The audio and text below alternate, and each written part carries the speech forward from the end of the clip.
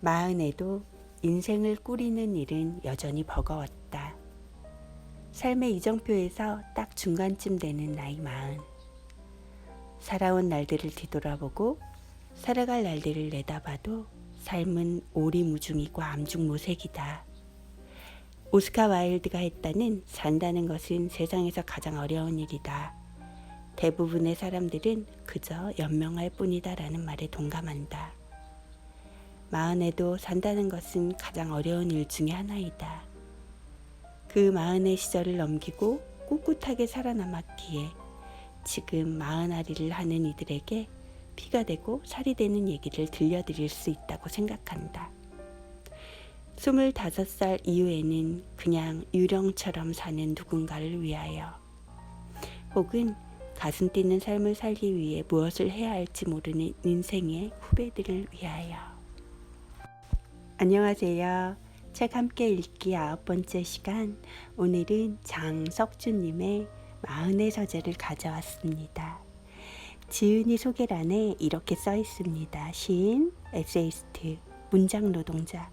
그는 읽을 수 있는 모든 것을 읽고 읽을 수 없는 것들마저 읽으려고 드는 사람이자 드물게도 읽고 쓰는 일에 모든 것을 건 사람이다. 장석주님은 마흔을 지나고 있는 우리에게 자신이 읽고 본 또 경험한 깊은 내공이 담긴 글들을 쏟아놓고 있습니다. 그럼 첫 번째, 함부로 겨울이 되지 마라 부분을 함께 읽도록 하겠습니다. 함부로 겨울이 되지 마라. 장자. 두려움과 불안함이 우리를 뒤척이게 하고 악몽을 꾸게 한다. 삶을 차갑게 얼어붙게 한다. 스스로 온기를 찾지 않으면 우리 생은 쉽게 겨울이 될 수 있다. 함부로 겨울이 되지 마라. 매일 변해야 얼어붙지 않는다. 매일 변화돼 쉽게 결정짓지 마라. 겨울의 그늘 속에서 쉽게 생을 단정짓지 마라. 겨울에 안주하지 마라. 마른 고목처럼 식은 재처럼 지나간 겨울처럼 굳어가지 마라. 일상의 온기를 높여라. 반드시 오는 봄을 상상하며. 겨울의 초입에서 나는 더 단순해지고자 한다. 덜 먹고 덜 쓰고 덜 생각하기를 바란다. 특별한 사람이 되기를 원치 않는 대신에 내 안에 사는 많은 그림자들이 욕망하는 것을 그치고 말문을 닫아 겨울의 정막과 조화를 이루고 감히 담담하고 고요해지기를 바랄 뿐이다. 가끔 옛 책을 펼쳐 마음의 평화를 구하고 싶다. 이를테면 이런 구절들 앞에서 나는 고요해진다. 담담하고 고요하며 적막하고 허무하고 무의한 것이 바로 천지에서 가장 균형을 이룬 상태이자 도덕의 본질이다. 성인은 이렇게 쉬기 때문에 마음이 고요하고 편안한 것이다. 마음이 고요하고 편안하면 담담하고 근심 걱정이 깃들지 않고 나쁜 기운도 그를 덮쳐 쓰러뜨릴 수 없다. 그러므로 그의 도덕이 온전할 수 있고 그의 정기도 손상되는 일이 없게 된다.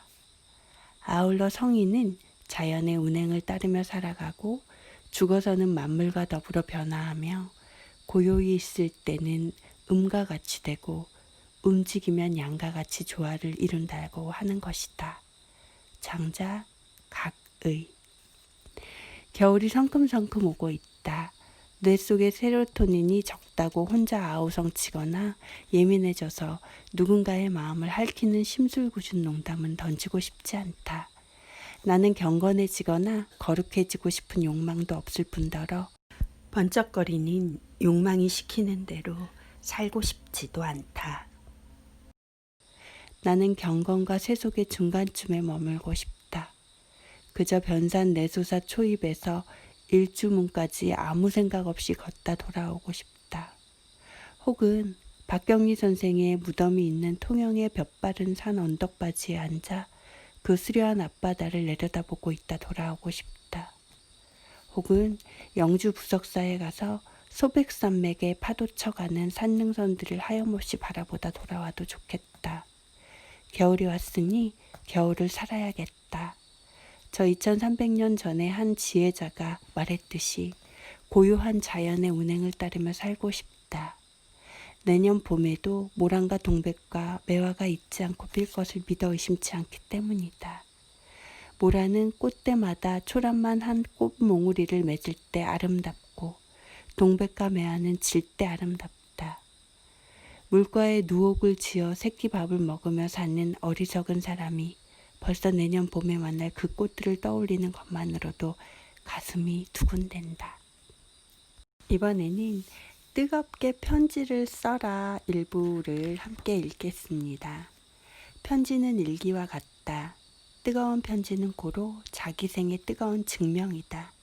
지금 자신의 나의 감정들이 무엇인지 뜨겁게 편지를 쓰며 확인하라. 잘 산다는 것은 어떻게 사는 것일까요? 때때로 나는 잠 오지 않는 밤에 헬렌 니어링이 쓴 아름다운 삶, 사랑, 그리고 마무리를 읽습니다. 정말 여러 번 읽어도 물리지 않는 책이 바로 이 책입니다. 그 책의 한 부분을 여기에 인용합니다. 늙음은 땅과 죽음 사이에서 순환하는 삶의 내리막길을 가는 것입니다. 늙음은 몸의 기력이 떨어지는 분명한 단점과 아울러 많은 장점을 가지고 있습니다. 죽음을 앞둔 사람은 이제 큰 언덕을 넘은 것으로 많든 적든 자신이 할 수 있는 범위 안에서 일을 해왔으며 이제 기대할 수 있는 것은 얼마 없습니다. 인도에서는 삶의 모습을 청년, 가족의 구성원, 철학자, 운둔자의 시기로 나누고 있습니다. 청년기는 어떻게 살아야 하는지를 배우는 학생의 시기입니다. 중년기는 가족의 구성원과 사회적 존재로서의 의무를 포함하여 세속에서 왕성한 활동을 하는 시기입니다. 마지막 단계는 눈에 보이지 않는 세계에 대한 생각과 명상, 운동과 모집착의 시기입니다. 헬렌 니어링, 아름다운 삶, 사랑, 그리고 마무리 중에서 헬렌 니어링은 1904년에 미국에서 태어난 여성입니다. 그녀는 24살 때 21살이나 더 많은 스콧 니어링을 만나 죽을 때까지 함께 살았습니다. 스콧 니어링은 미국 자본주의와 산업주의의 야만성에 맞서 싸운 사람이지요. 두 사람은 나중에 문명화된 미국을 등지고 버몬트 숲에 들어가 스스로 집을 짓고 농장을 일구며 살았습니다. 그들은 사회와 세상을 바꿀 수 없었기 때문에 그들 스스로를 바꾸고 자아의 성장을 위해 노력했습니다. 값싸고 풍성한 문명이 주는 자극제 대신 거칠고 딱딱한 자연을 벗삼아 그것과 조화를 이루는 삶을 추구했습니다. 그들은 자연과 더불어 살며 참으로 충만하고 보람 있는 삶이 무엇인가를 행동과 실천으로 보여준 사람들입니다. 헬렌 니어링은 더 건강하고 활기찬 삶을 위해 우리에게 다음과 같이 충고합니다. 적극성, 밝은 쪽으로 생각하기, 깨끗한 양심, 바깥 일과 깊은 호흡, 금연, 커피와 차를 포함해 술이나 마약을 멀리함, 간소한 식사, 채식주의, 설탕과 소금을 멀리함, 저칼로리와 저지방, 되도록 가공하지 않은 음식물. 이것들은 삶에 활력을 주고 수명을 연장시킬 것입니다.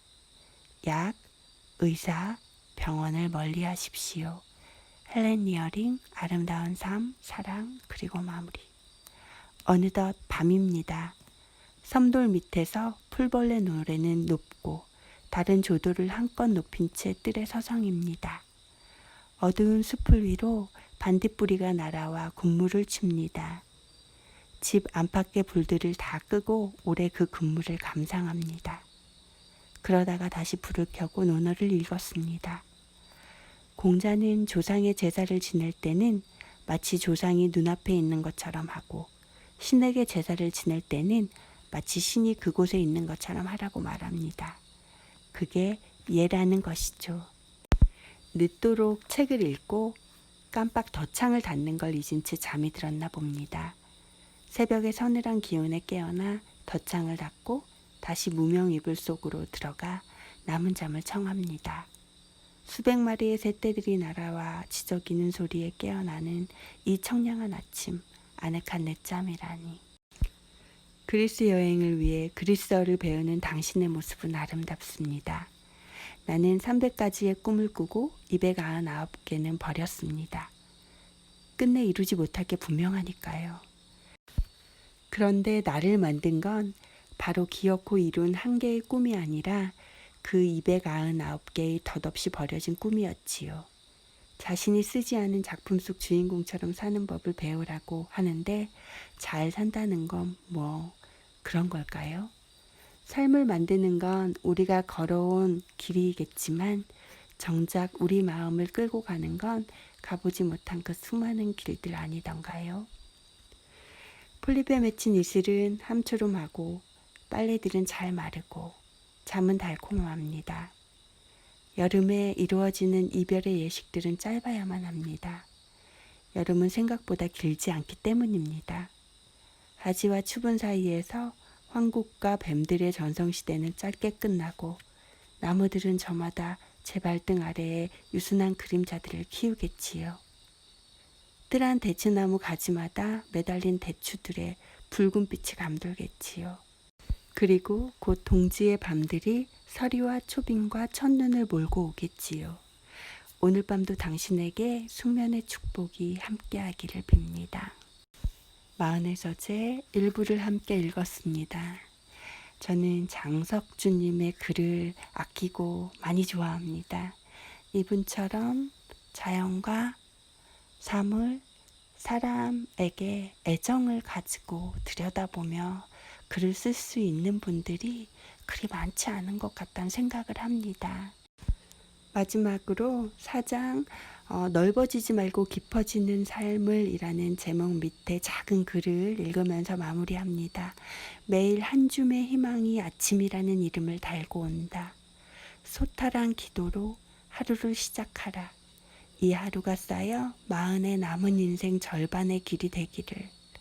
오후부터 깊어진 사유와 책의 말과 꿈들이 모여 이 넉넉한 하루를 빚어낼 것이다. 다시 몸이 풀린다. 다시 제대로 살 시간이다. 이 책도 역시 내용을 다 담을 순 없었지만 마무리는 오늘을 뜨겁게 살라고 말하고 있습니다. 여러분들의 오늘은 어땠을지 궁금합니다. 외로움과 고독, 슬픔 속에서도 뜨겁게 살려는 노력 잊지 않는 나와 여러분들이 되길 바라며 오늘 하루도 수고 많으셨습니다. 한신이었습니다.